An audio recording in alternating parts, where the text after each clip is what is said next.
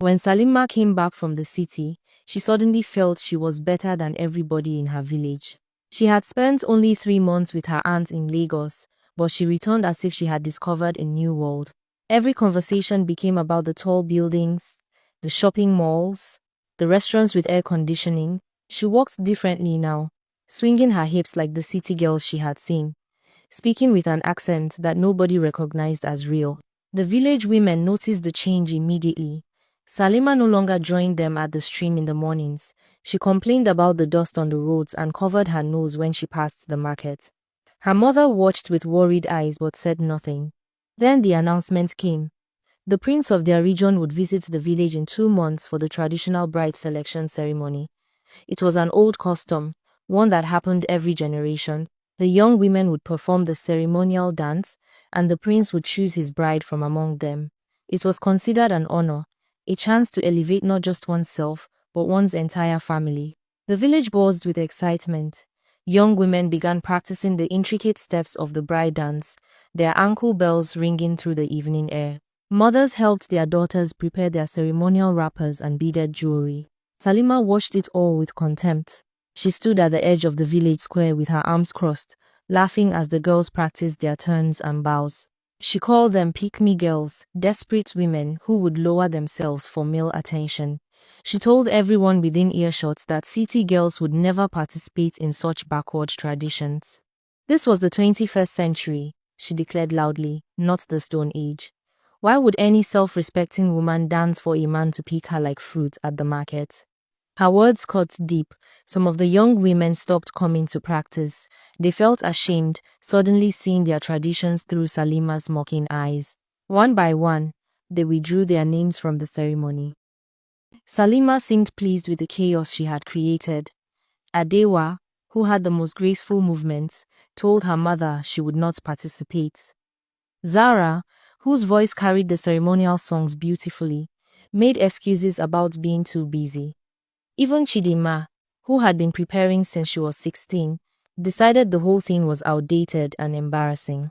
She continued her campaign right up until the week of the ceremony, reminding everyone that she would never stoop so low, that she had seen how modern women lived, that this tradition belonged in a museum.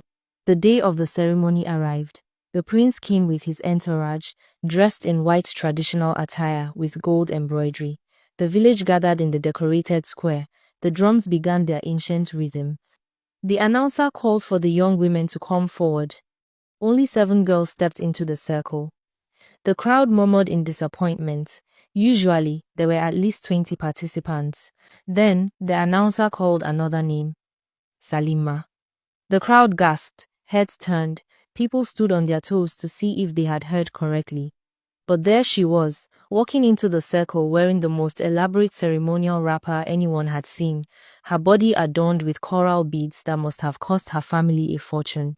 Her face was painted with the traditional bride marks, her hair braided in the intricate style reserved for the ceremony. The shock was unexplainable. The same woman who had mocked this tradition for weeks now stood among the participants, her head held high.